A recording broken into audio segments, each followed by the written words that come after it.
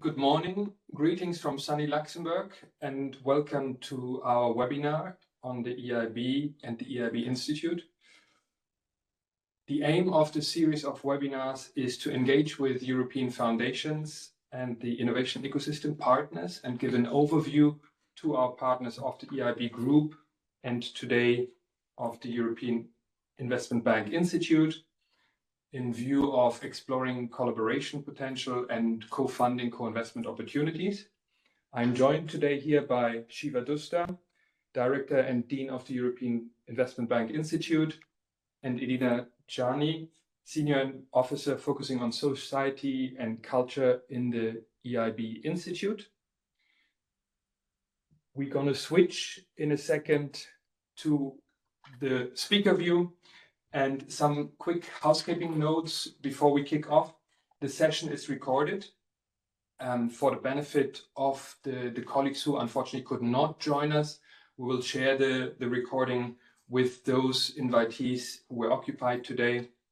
If you do not wish to be recorded, please feel free to disconnect at this point. But thank you also if you stay and join us for this webinar. Thank you also for muting yourself. We will have at the end of the session an intervention by some of our partners from BMW Foundation, from the European Culture Foundation, from La Caixa Fundación. We will, followed by that, have a session for question and answers. I will then announce these and ask for the participants and those with questions to unmute themselves and also show their video. So please feel free at that point to unmute yourself and share your intervention. To kick us off, I would like to run us to the agenda for today's webinar. We have planned 1 hour for today. We will start with an overview of the webinar series, how we've structured this. Today is the first webinar of a series of 4. I would say in a second some content and background on that. This will be followed by a short introduction of the EIB Group, European Investment Bank and European Investment Fund, a short overview of what we do and specifically also of the value proposition, the value added we think we can bring to our partners, to European foundations, philanthropies, and the ecosystem. We will then describe in the focus of today's session the EIB Institute, the activities that we have within the Institute, what we do, and where, as the philanthropic arm of the EIB Group, we link into European Foundation philanthropy networks and where there could be potential for partnership. This will be followed by interventions from some of our partners as announced. And we will conclude with a session of questions and answers.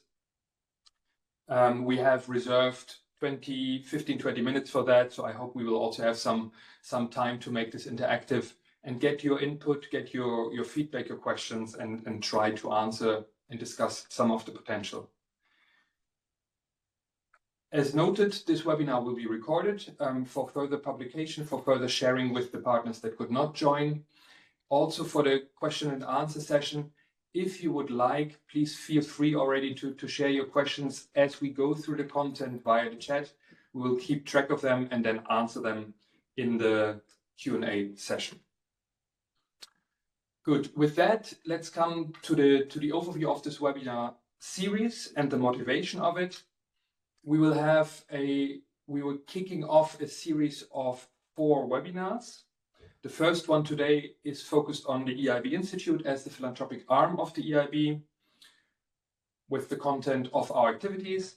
The second session of this webinar series, which is planned for the 20th of June next week, will focus on EIB Global, EIB's activities outside of the European Union in Africa, Asia, and Latin America, financing beyond the borders of the EU, planned for the 20th of June, where the colleagues will explain what EIB Global does and how they support sustainable development outside of the EU with lending, equity, and blending of finance.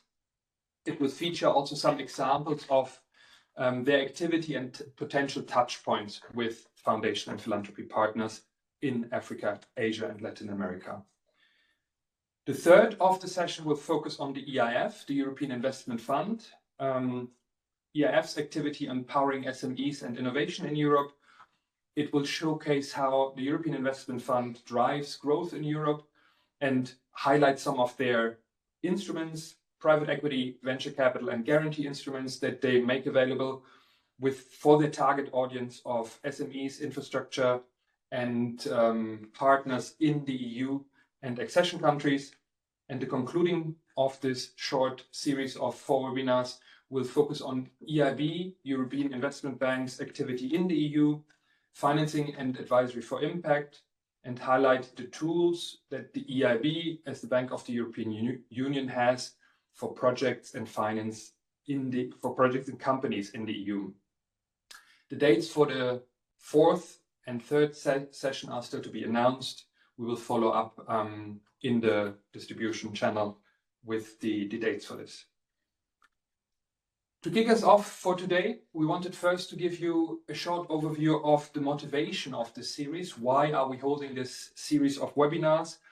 And then dive deeper also into the value added that we as EIB Group hope we can bring to you as partners. This is the motivation of the series, to showcase a little bit who we are, what we do, to build understanding, build trust for further cooperation with aligned partners like European foundations. We feel that EIB, EIF, as the part of the EIB Group, we have shared aims, supporting sustainable development goals inside and outside of the EU, having a long-term investment horizon, a patient capital approach to what we're doing, in a lot of cases already co-funding and mobilizing each other, partially not very systematically, and we would like to do this in a more systematic way and find ways to be complementary with our instruments and work together, potentially also design initiatives and instruments together. We feel elements that we as EIB Group can bring are an amplified impact and scale with our activities. In a minute, I will say some words on EIB's, EIF's financing activity. We are a big financing player worldwide, and with our activity and our partners in our activity can leverage also on EIB's, EIF's resources, financial, human expertise, technical, and our reach and pipeline and network. So one of the values we think we can bring is amplification of impact at scale. EIB is a European body. EIF is a European body. We are aligned with the priorities of the European Union, and we link into the EU system. Projects financed by the EU support core objectives of the EU, and it ties into the EU system. And that's another value we feel we can bring to our partners, of bringing you closer to the EU priorities and the EU institutions. The third element is, via our network, we can give access to blended finance and also advisory service we have. Partners can benefit from the EIB's ability to access and blend public and private resources, to our ability to attract partners, attract investors, and also provide expert advisory and technical expertise that we have in-house in view of maximizing effectiveness and sustainability of the financing and the projects we support. We feel we are a credible and prudent partner, a EU body that is AAA rated, strong credit rating, rigorous project assessment, allow us to reduce financial risk and ensure stewardship, responsible stewardship of the resources we work with, and also the resources and the partners we partner with. The fifth value added we feel we can bring is measurable social and environmental impact and outcomes. As an example, more than 50% of EIB's activity go to climate and environmental sustainability, climate action, environmental sustainability. We have a robust monitoring and reporting framework around that, in order also to ensure that on the ground, the outputs, outcomes, impacts are delivered can be measured, can be reported back, and then also fed back in a feedback loop into our financing process to improve the processes where needed. So we feel we can deliver these impact, and we can also showcase that these are robust impacts that we are aiming. And the last point is the opportunity to shape strategic initiatives together. We are reaching out to partners to join initiatives, shape them, develop them, and shape them together, and then scale these opportunities for the most pressing challenges that we as a society in Europe and beyond are faced with. So this is an offer where we feel we can bring as EIB value. In this series of webinars, we would like to highlight our activities with an aim of highlighting touch points, of showcasing our openness for business. EIB, EIF are willing to engage and would like to address and develop initiatives across innovation, impact, finance inside and outside of the EU in view of developing new partnerships. And we would like to play ball with you as partners. This is a short overview of the motivation and the value added we bring.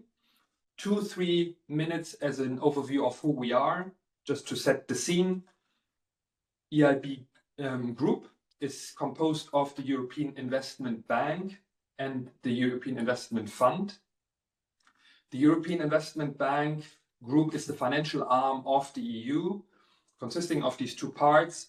The EIB is the EU's long-term financial lending institution, acting as the bank of the EU.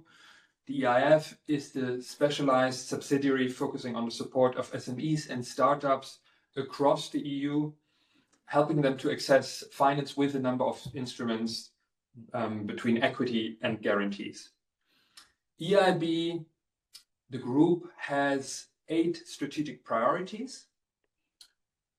They are shown here. Quickly run you through them. Climate action and environmental sustainability. As mentioned, at least 50% of our finance goes to climate action and environmental sustainability in view of leading the green transition that we need in Europe and outside of Europe. Digitalization and technological innovation. We're aiming to support the Europe's leadership in clean tech, artificial intelligence, chips, life science, and so on, in view of delivering innovation in the context of European development. Security and defense. We're aiming to strengthen Europe's peace and security through investments in defense capability and resilience of our societies. Modern cohesion policy. We're promoting social and territorial cohesion across the EU. Agricultural and bioeconomy focus, financing sustainable and innovative agricultural practices and rural development inside and outside of the EU.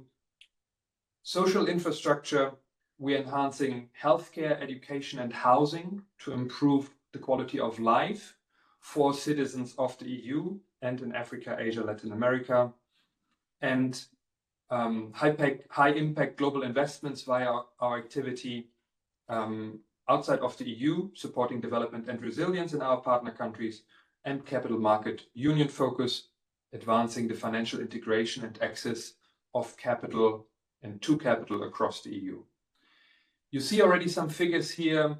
The EIB Group last year, 2024, financed in total some 89 billion euros. Roughly 90% of this activity is inside of the EU.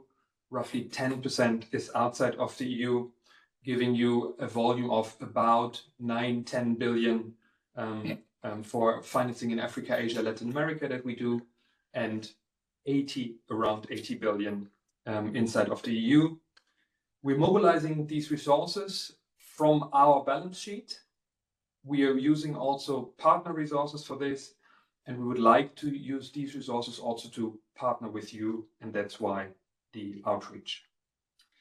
With that, I will come to the focus of today's session.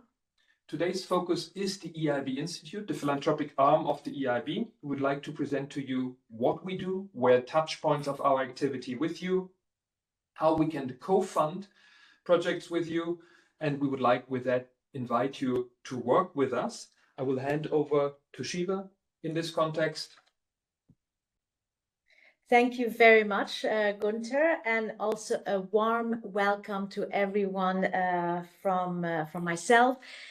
Indeed, you have heard now a lot about the EIB Institute, but what we will do today is actually tell you really in more detail who we are and in particular what we do. And the aim really is with that to have a better understanding of each other, and in particular for you to tell us in which activities you would like to partner up, how we can support each other to further amplify the shared areas of interest. So our mission, as Gunther was saying, we are the philanthropic arm, and we promote basically the academic, social, cultural, thought leadership initiatives for the whole EIB group stakeholders, and bring in a way the EIB group closer to society through complementary activities, actions, and channels of intervention. So obviously, we very often I say the money you get from the institute, you don't have to repay back the way obviously our loans, unlike the way our loans and other investment activities work. So in particular, there are sort of, as you see here, three main categories of or three key goals that we pursue. One is in a way to future-proof our activities, and this we do by engaging with the youth, by having foresight initiatives, and also funding university research.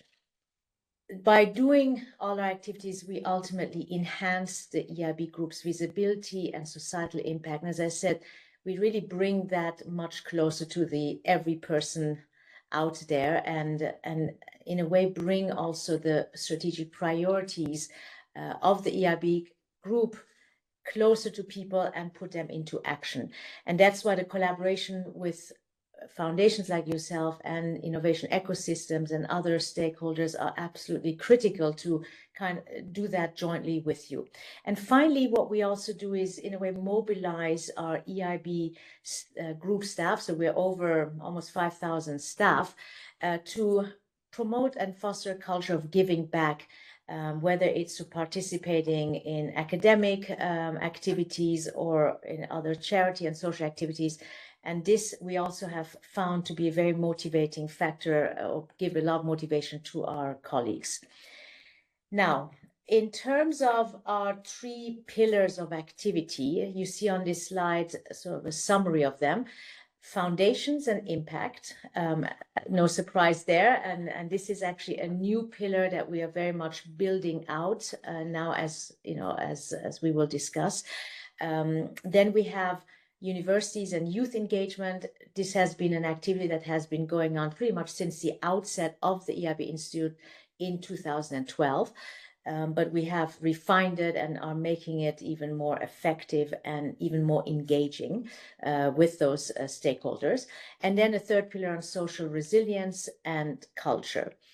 So let's do a deep dive into these three areas. So in terms of the foundations, as many of you know, this has, and many of you have participated on this journey already with us. We thank you for that. And this is, I would say, just the beginning.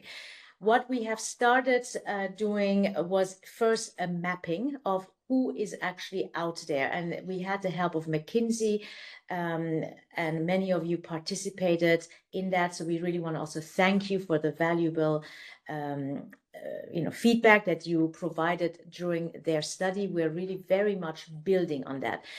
One of the outcomes of that McKinsey study was a long list of roughly 150 or so foundations that were considered to be like-minded and interested to engage with us, and then a shorter list of foundations that really sort of where the I guess the sweet spots were even more direct and immediate, both on the programmatic side as well as on the endowment side.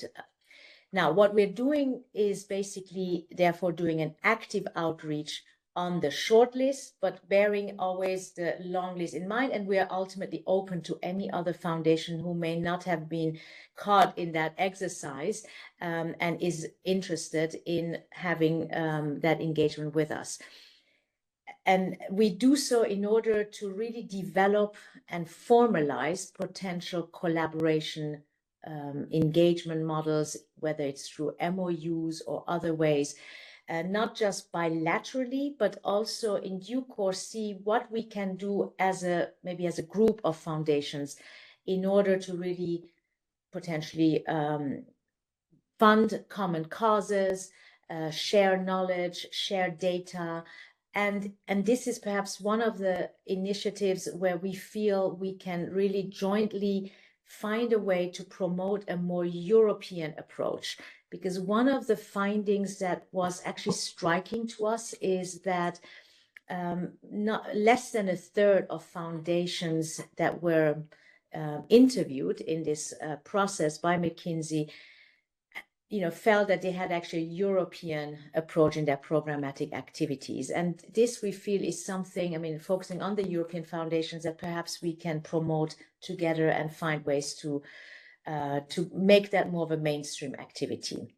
So that is on the foundations. Moving on to now our, let me just see, yeah. So on the, oops, have I now move, yeah. That's maybe apologies. Okay, so moving on now to the universities and youth. Actually, sorry, no, I have actually skipped a slide. Apologies for that. So moving on to the innovation ecosystems and foresight activities. Now, this is also a relatively new set of activities, building, however, on a very strong track record of supporting social innovators through social innovation tournaments and supporting social incubators over the last 12 years or so.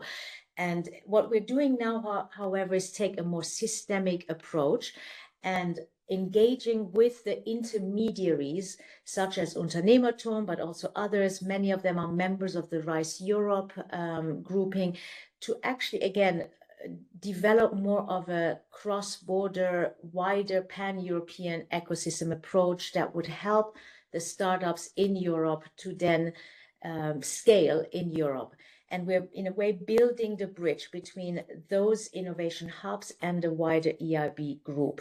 Now, what is really fascinating here is by doing so, we have also discovered a great interest by those by those innovation hubs to actually have also greater links and connections to the European foundations.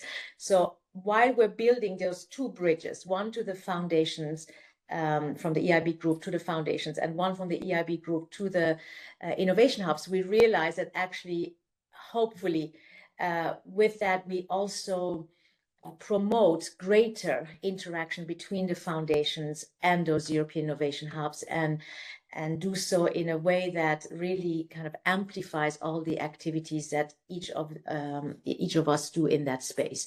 Now here, as you see on the slide, there is, for instance, an European Startup Summit that we are working on with RISE Europe that is planned indicatively for the 10th of December in Brussels with the European Commission and those networks. So if there are foundations out there that are interested in participating or being more actively engaged in those activities, please do let us know. And the last point on that part is, as you may have heard, the EIB group is now launching the Tech EU platform, which is mobilizing on our side 70 billion euro of equity, quasi-equity, and growth capital investments into the European innovation space. And with that, basically looking to mobilize 250 billion of total investment. This is all part of really ensuring that European startups can also scale and grow in Europe. Now, again, those are the sort of initiatives that hopefully, as we engage with you as foundations, if there is a role for philanthropic capital on your side to come into those initiatives, over the next webinars, you will hear more about those, and we're happy to engage with you. Now, very quickly on foresight events, and some of the participants have actually participated in the foresight events that we have had. So very briefly on the Club of Rome and the brain economy foresights, which have already happened. Here we basically on the foresight look at new thinking, new ideas to actually challenge our own maybe bubble thinking, conventional thinking that not only we in the EIB group have, but maybe more widely is held, bringing that sort of thinking into, in particular, into the investment agenda and understanding what are the investment needs, or how do we need to channel investment to ensure that, for instance, innovation within planetary boundaries happens with a much greater refined understanding, or the brain economy, which has chronically has experienced underinvestment. How can we have a much more systematic engagement in this? So two upcoming series of events in later this year are on the water, so the economics of water, and again looking at it with a new perspective in the climate nexus element. So please let us know if you're interested in that topic. The foresight event is planned to be end of September here in Luxembourg. Then a foresight event indeed on the future of philanthropy, and here we want to start a series and really build on the notion, how can we develop also that European approach and a European mindset into our programmatic funding, whether it's, obviously at the EIB, that is part of the nature of our activities, but how can we mainstream that more? But look at also other trends in philanthropy that perhaps are under the radar that maybe you are promoting and believe that could be mainstream. So that is, these are the foresight initiatives for this year. There will be others in obviously in 2026, and we would love to collaborate with you on those. Then moving to universities and youth engagement, here just a quick word on our rather vast network of universities. We have roughly 50 or so universities in the network where we are more actively engaged with. They are all across Europe, across various, engaged in various thematic areas of excellence. We have made a special effort over the last few years to bring in more technical universities into our network, and are always looking for more of those. And the idea here is, as you will see, we are offering courses on giving a bit of a practitioner's experience, bringing our EIB experts as faculty to give those courses in our partner universities. We have capstones. We have currently two chairs, one at the European University Institute in Florence on climate and sort of carbon markets. The other one is with Sciences Po in Paris, and that is on sustainable development. We are potentially going to expand and have other chairs on more technical, technological issues, such as potentially quantum or AI. If you are having activities where those EIB chairs can contribute to, or if you have chairs where we can somehow mobilize expertise and contribute to, we would be certainly interested in doing so. Then the research grants are currently being used to provide us with academic research for our operational activities. We believe that this is an area where we could very much collaborate with others, maybe co-fund research together on shared topics of interest. So please, again, come and reach out to us if this is an area of interest. Then very briefly, we have in a few weeks start our EIB Summer School, which is one of the highlights actually of the year in the EIB Institute, because we will welcome over 80 students from 27 universities to our premises for a week here. And there's also a prior online week where our faculty, our EIB staff turn into faculty. And through the summer school, we're really investing not only in the next generation, but they're also really giving us an insight of, as I said, into how they see the future and how we can, in a way, future-proof our activities. So it's a very sort of bi-directional activity, and we are very eager to continue doing so. Again, if you do similar activities, or if there are ways we can further improve our summer school by learning from what you're doing, we would be very interested. And then finally, on my side, an Empowering Equity Academy. This is where we truly are walking the talk.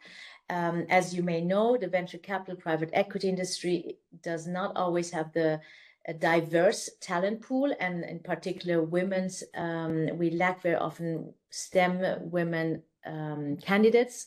So here we are really tapping into those universities and bringing those STEM students closer in touch through master courses towards the venture capital industry, private equity, so that they actually can explore career opportunities there. And this program has actually shown some really tangible results in having more women candidates or more diverse candidates coming into the pool.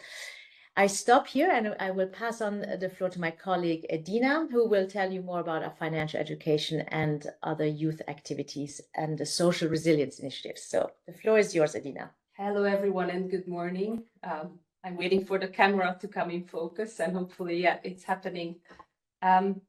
We all came to the EIB Institute, Shiva, Gunther, and myself, from the European Investment Bank. So we have all worked on investments, big investments, but I think we all agree that without investing into people and communities, no other investment truly holds. So I'm trying to showcase ways in which we invest into people and communities, starting with financial education, which falls under our youth engagement initiatives. I believe some of you work in this field or are linked to financial education, but let me just reiterate that this financial education is very important from a social resilience perspective. It reduces vulnerabilities. It gives a chance to people to have better lives. It gives them opportunities to be more included in their communities, to have more balanced lives, better futures. But also spending our money or not spending our money is a choice, is a vote for a future, is a vote for a better environment, a better community, a better product, a better company. So financial education is really crucial. Yet in the EU, according to surveys, only about 18% of Europeans consider themselves financially literate. So this is still a huge gap, and many of us work on this field. It is very rewarding. The Institute has started activities about 10 years ago in financial education, targeting the most vulnerable European countries and regions. Currently, we have a project running, finishing in Cyprus, which is going to be taken over by local actors and the government, integrated into the national curriculum. This is always our goal, our ultimate goal. And we also have a project in Croatia with youth and young entrepreneurs. And young is not the age, it's that they are young in being entrepreneurs. So we are helping through local partners who know the local social context, the taxation context, the economic context, to deploy projects that are meaningful. And throughout these 10 years, we have seen that practitioners don't often have a voice. So those people who actually deliver this education do not have a true platform to give feedback, especially not on a European level. So as of this year, we are working together with partners, and I invite any of you interested to join this platform on the European Financial Education Practitioners Alliance. I'm very happy to share more information about this with whoever is interested in joining this alliance and sharing views and exchanging and involving practitioners, the teachers on the ground, so that we can build better systems locally.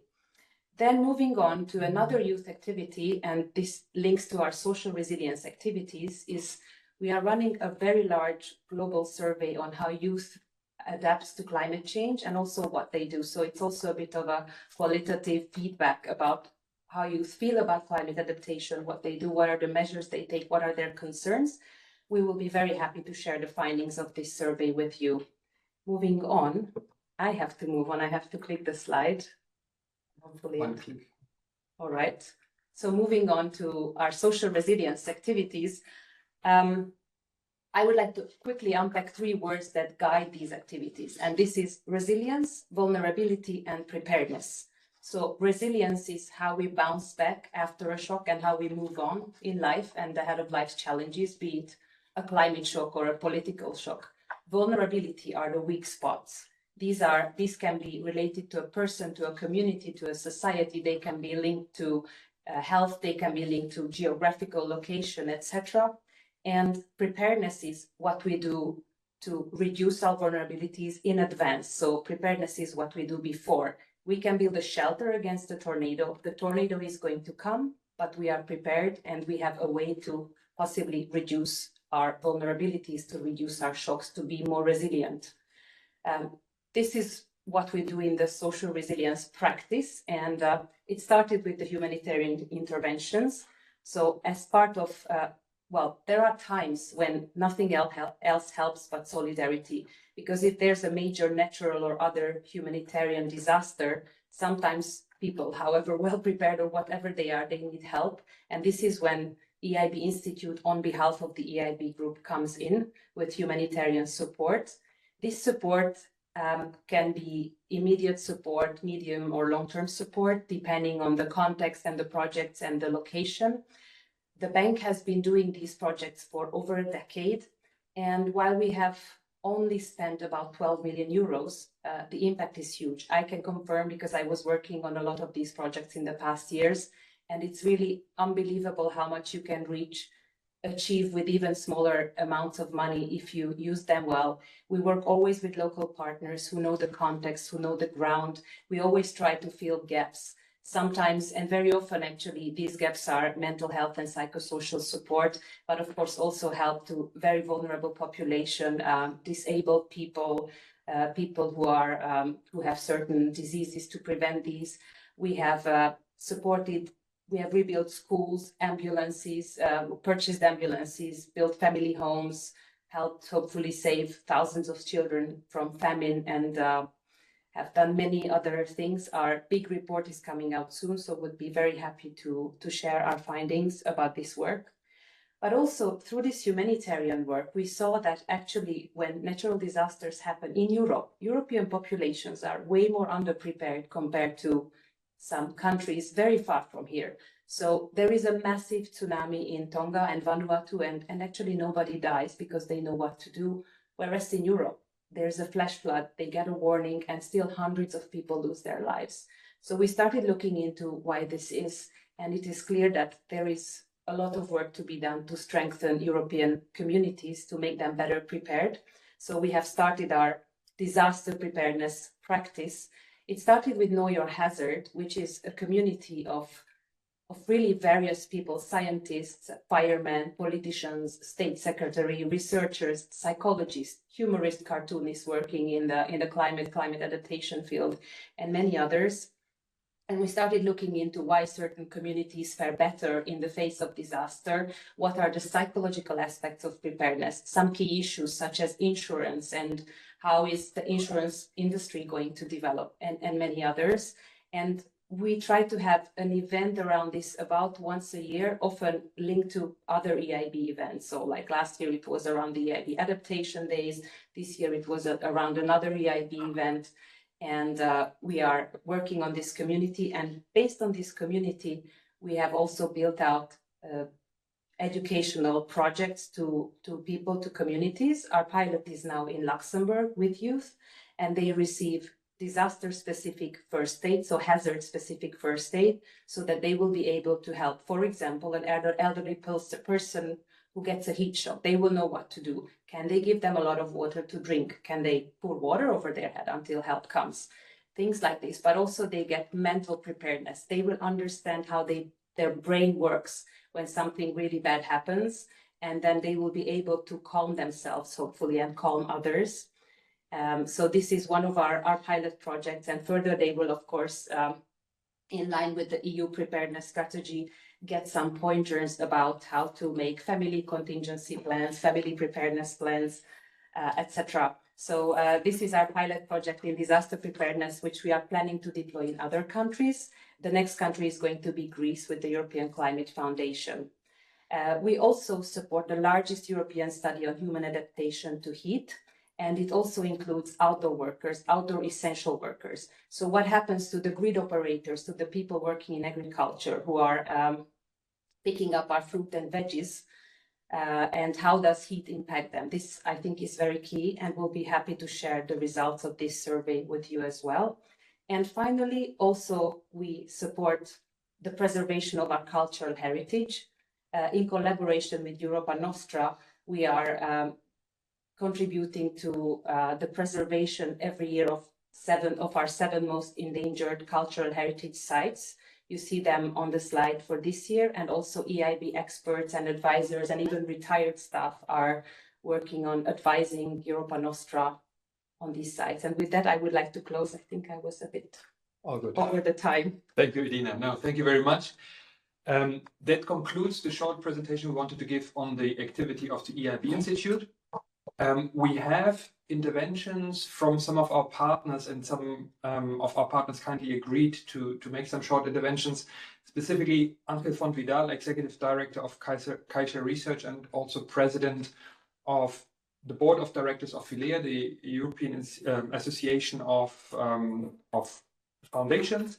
We have Isabel Schwarz online from the European Cultural Foundation, the head of public policy, and we have Heba Agib, member of the board of the BMW Foundation online.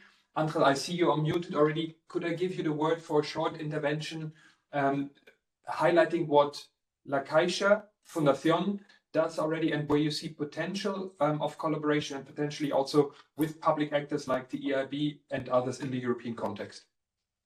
Thank you, Günther. Thank you, Shiva, and the rest of the team for this fantastic presentation.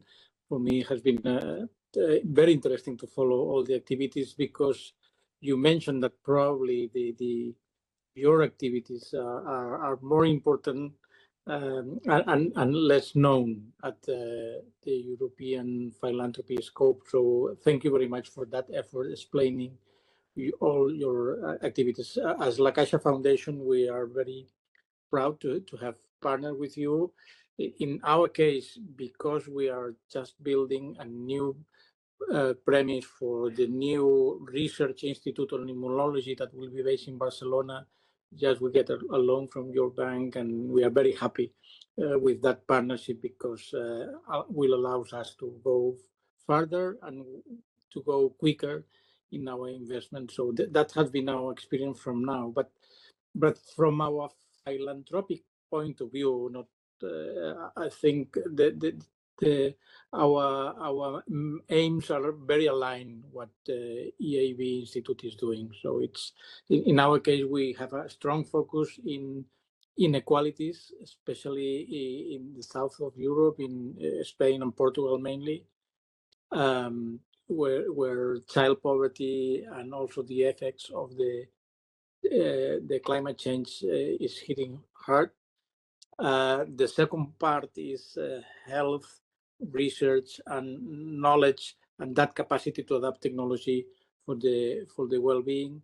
And the third main pillar is promoting culture as also a tool for integration, a tool for developing our society. So it's something really, really closer what you have done.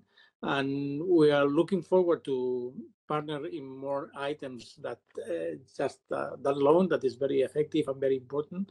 So thank you for the effort, and looking forward to look for specific and concrete ways to have more collaboration. And as you mentioned, also my second role as now leading this movement in Europe of foundation that we call it FILEA, this association that represents 10,000 foundations in Europe.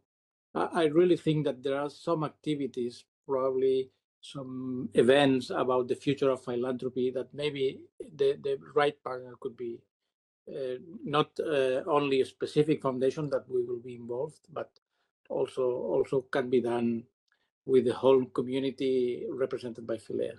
That was my thoughts, and thank you for the opportunity for sharing that conversation. Thank you. Thank you very much, Ángel, for your intervention and the availability as well. I would hand over to Heba, member of the board of BMW. Heba, please, over to you. BMW Foundation, thank you, Günther. BMW Foundation, apologies, yes. No, thank you so much for this presentation. And actually, thank you so much for this year. We had a year where we had a lot of touch points and collaboration points. maybe I'll start with a point that's very important to me. Like, we're all working on the same thing in different ways. And it's a very good momentum or point to align even more on what we want to achieve together across the sectors and across the institutions and organizations. This is why it's so important what the EIB Institute is currently doing, and how the conversations we have in our workshops with you and the IF are going on. I think we all agree that the role of philanthropy in this next phase is very important in Europe, and that in Europe the role of philanthropy is different to other countries like the US and before or after. It's not just a capital giver role, it has a non-financial capital component that's very strong and even more critical in Europe. And we, as the BMW Foundation, we bring leaders together and unite them to act and decide on what solutions are to be scaled in order to strengthen Europe from within, and to strengthen also Europe's role as an economic strength and a strong democracy Europe in the global context.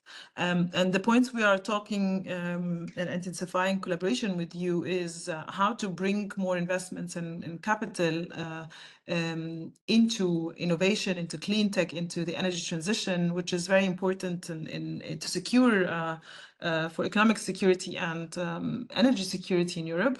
And this is an important point. We are already tackling it as the BMW Foundation in Germany by having now for the second year the foundation roundtables. And I'm happy that we're here with Fulea and Impact Europe, where we're also intensifying these conversations on Europe level. And we're speaking about the role of German philanthropies together in order to be able to scale innovations for clean tech innovations and to make the energy transition work. And it needs a lot of conversation on how EIB and EIF and IF can help us to create the frameworks and have access to information that makes due diligence and decision making in foundations with foundation capital easier, but also the programmatic side and budget side of it, and like where to focus on and how to jointly work together on creating these highlights and best cases of what could happen and can be realized and strengthen the innovation ecosystem.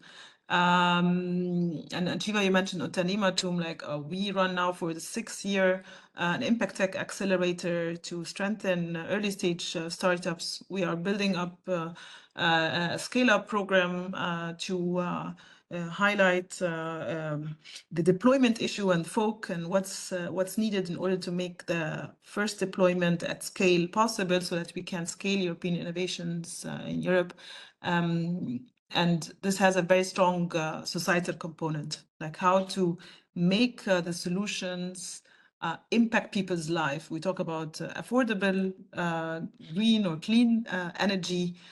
We would like to show the connection between innovation and competitiveness in Europe with the increasing the potential of society and strengthening society by having the jobs of the future, accessibility to energy and all of these aspects. I can't speak a lot, but maybe I'll highlight 2 other points and close.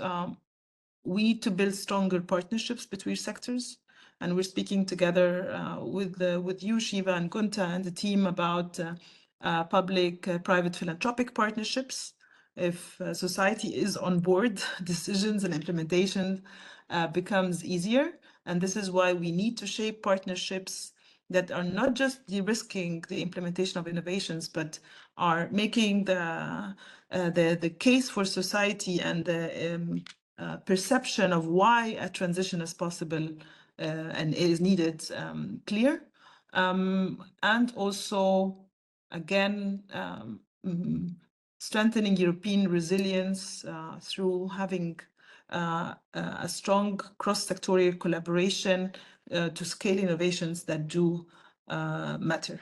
So I think I'll close here because we're running out of time. I have a lot to say, but again, highlighting that if we align better, we will get much better in Europe. So I think this is a good momentum and opportunity to strengthen European resilience, really. Thank you. Thank you very much, Heba, for the intervention. And after our tour between La Caixa in Madrid, BMW Foundation in Munich, we're coming to Amsterdam for the European Cultural Foundation, where we have Isabel on board. And Isabel, I think you have specifically also a collaboration option model that the ECF has developed that you can highlight. Please, over to you, and greetings to Amsterdam. Thank you very much, and really great to be here. And I couldn't agree more to what has been said earlier, that it's really time to turn an idea or a concept of collaboration into reality, considering the magnitude and amplitude of the challenges that we all face individually within our local, national, and European context. So I'm really delighted that we are moving forward through these webinars and then hopefully into a concrete, indeed, collaboration model. So maybe just to give a bit of background also to those who don't know the European Culture Foundation and where we come from, and through this initiative, that the European Culture Foundation in Amsterdam is indeed Europe's very first and still today the only foundation that dedicates all its resources to fostering Europe and strengthening what we call the European sentiment, the sentiment of cohesion, the sentiment of belonging. This European sentiment is what was mentioned earlier, is how to foster European societies that are more resilient, more cohesive, and more creative, and also feel that they actually can do something together. And we have been doing this since 1954, since the creation in Geneva, with many different programs and actions, all built through collaboration and cooperation with others, and others meaning public, private, and civil society. One of the most known and most impactful programs you're certainly aware of is the Erasmus program that was developed as a public-private partnership between the European community and between our foundation, ECF, and that we managed together for quite a number of years. Then some years ago, we launched a study with the Allianz Kulturstiftung, which was called Imagine Philanthropy for Europe. Indeed, exactly because of the reason that there is a lot of philanthropic activity and action and volume in terms of finance and other resources available, but hardly anything that really is dedicated to strengthening Europe as an entity of shared European values, but also of shared European interests. And in that study, we also looked at different collaboration models and future opportunities, and what are actually the obstacles and the hurdles, why this collaboration cannot unfold, for example, not only between foundations, but between foundations with public actors like the EU. And one of the conclusions was that there is actually until now, no existing infrastructure or collaboration model that would bureaucratically allow that more systematic, more strategic, more long-term collaboration. And out of this research, then we started consulting and working with different foundations across Europe, and it was great, Günther, and that your team was part of this consultation and elaboration of a new model that we just launched, which is called Share Europe. And Share Europe is an initiative which is a platform of collaboration, and hopefully also becoming a movement of foundations in Europe with public donors to address much more strategically together and long-term together some of Europe's key challenges, for example, polarization, for example, anti-democratic forces, challenging our model, climate transition, social cohesion, and so forth. The Share Europe pledge is basically about participating foundation providing 1% of their annual giving to the Share Europe platform, and that 1% could be allocated through shared, pooled, or aligned funding. And the platform, I must underline this, is both a physical platform, so that the leaders and staff and project teams can actually meet on certain European issues and continue that conversation while pooling the resources to actually address them together. So giving also more visibility to these really European-mindedness and European approach to collaboration. And therefore, we hope also to attract many more public funders in this, including the European Union, and now very concretely the European Investment Institute. Obviously, this is such a mirror. I mean, such a fabulous, moment actually, and sort of opportunity that both of foundations and the institute is keen to strengthen that collaboration and develop a joint initiative. So maybe what I would just like to close and to give a bit of also idea about the volume of this. If you look at market size and market opportunity of it, there's about 175,000 foundations in Europe, but only a very small handful of foundations that have any really activity dedicated to fostering Europe. You have activities in Europe in different local contexts, but if we look at cross-national transborder projects that aim at fostering that political and cultural community, it's really very, very few. The combined assets of foundations in Europe is 76 billion. And if we looked at the combined assets of foundations in Europe, we amount to 516 billion. And from all of that, only less than 30 million only are spent so far on pooled funds. So this is really very minimal. The pooled fund like Civitatis, AI Fund, our Culture of Solidarity Fund, they all have value, they need to be there, but they really need to be substantially beefed up. So if we go back to the pledge, the 1% pledge, only 1% of philanthropic spending for Europe would actually amount to 760 million per annum, which we hope to match with EU funding on one side, but could ultimately also, in that collaborative model, could also involve possibly at some point individual citizens pledging into the Share Europe initiative. So we consider this as sort of potentially high impact initiative that would really bring, be sort of a game changer in that context. And I think really Europe deserves it. Thank you very much. Thank you very much, Isabel. I know we're pushing towards the hour, and this webinar was foreseen for an hour. We wanted to leave a little bit of time for questions as well from the audience. From our side, we can go over.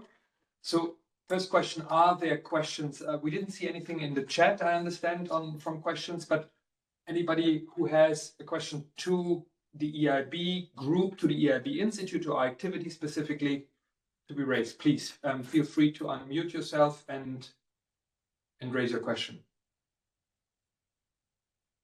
Isabel, yes. Thank you. I had a question to you, is related to the innovation hubs and the innovation and knowledge communities. Are you working in any way sort of strategically together with the European Innovation and Technology Institute in Budapest that has these knowledge and innovation communities, on climate, on manufacture, on now also on culture and creativity? So I wonder if there is any alignment there. Thank you. Yes, thanks, Isabel. So generally, the EIB group is indeed actively engaged with EIT, the various KICs, and so coming in particular through its advisory channels. On the institute side, we have on and off sort of looked at things, but not really in a very strategic way at this stage. I mean, we have chosen to build a bit more on the track record in the past where it was directly with the incubators. So we've elevated a bit our activity. We were, actively engaged with the actual social entrepreneurs. We have now taken it to the level of incubators, accelerators, technical, sort of universities. I think the EIT channels are there, and with some KICs, as you know, the KICs are also very heterogeneous. Some are more engaged, some are less engaged. Generally, with the with the various partners. So it is something that, we can certainly build up more, maybe also when we have a bit more resources to put into that. But certainly welcome if you welcome any ideas, if you feel a particular EIT kick would be relevant. Thanks, Isabel. Further questions from the audience? Emmanuel, please. Yes, good morning, everyone. Thank you very much for this very comprehensive presentation. I represent Pulse Foundation, that is a privately funded foundation supporting entrepreneurship in Belgium. We have our counterparts as well in France.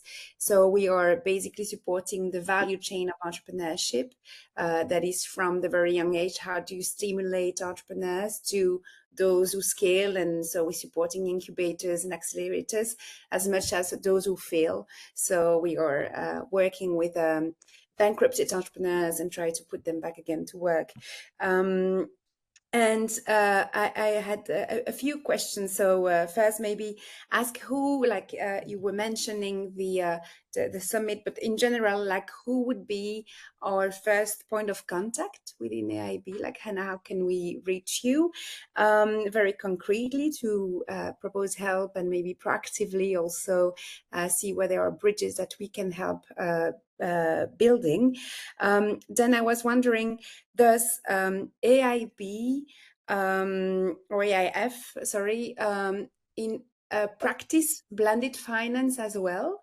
In the sense that not all organizations are structured through equity, and not always is equity like the best way to invest, or convertible loans or whatever. I was wondering if you practice that, and how do you see supporting the rest of entrepreneurship that are usually more social entrepreneurship and maybe less structured, but still, as you mentioned earlier, essential for sovereignty and democracy. Thank you. Yes, I can start, and Gunther, you can certainly build on, and also others. Very briefly, indeed. So the first, on your activity with on entrepreneurship and that spirit of sort of celebrating failure, and there's a lot that I think we can work together on. I think Heba and the BMW Foundation is doing a lot already in that space. So I would say the institute is actually your first point of contact, and Gunther in particular, I would say is very much the right one to follow up on that, and then see to what extent, especially given that Emmanuel, you're in Belgium, it would be really nice if we could find a way for you to be more actively engaged on the summit front, so we can certainly look at all of those areas. With respect to your other question, there will be a webinar, by the way, on the EIF, so it's part of this series. There are really a lot of various instruments that come in that are a blend. So blended finance is a big word, right? But so there is the blended, and there's also the quasi. So a lot of the financial instruments that the EIB and the EIF support are in the spectrum between somewhere between a grant, equity, and a debt. And over the years, we basically, we have become very, or the EIB group has become very innovative in mixing those. Very often the grants come into our financial instruments from the Commission in order to give us more risk capacity, so we can, take on projects that would not be bankable. So there's a lot of that, and happy to therefore, if you join the webinar on the EU lending and the webinar on the EIF, you will get pretty good idea of the spectrum, and then we can always facilitate, direct contacts with the relevant people. Perfect. Thank you, Shiva. Further questions from the audience? I just wanted to maybe, while I see Peter, and I want to just also recognize Impact Europe as one of our very important strategic partners who have been, very kind of very open to look at how we promote also our activities on the foundation side. So thanks, Peter, for having joined. And I know we're kind of working on ways also how to make Impact Week in Malmo, bring that topic center stage, at least when it comes to the EIB's activities there. So I just plug it in case you're planning to be part of Impact Week in Malmo. Please do get in touch with us, because we are looking at doing perhaps some of our activities around foundations and how we can bring in philanthropic capital into impact investing. Thank you very much, Shiva. And just very quickly to end the shameless plug for Impact Europe's Impact Week, the date's 18th to the 20th of November. And I would just say, a little bit in reflection to Manuel's question just now, I think there is still a little disconnect between the EU institutions and between the needs of social enterprise and such like that. And that's why roundtables and engagements like this is so important, because it's a learning journey to try and fit all these different moving bits together. But it is quite exciting to be part of it, and love to see as many of you as possible in Malmo later on in the year, or before that at some of the other roundtables that the guys at the EIB are hosting. And I'll stop there. Thank you very much, Peter.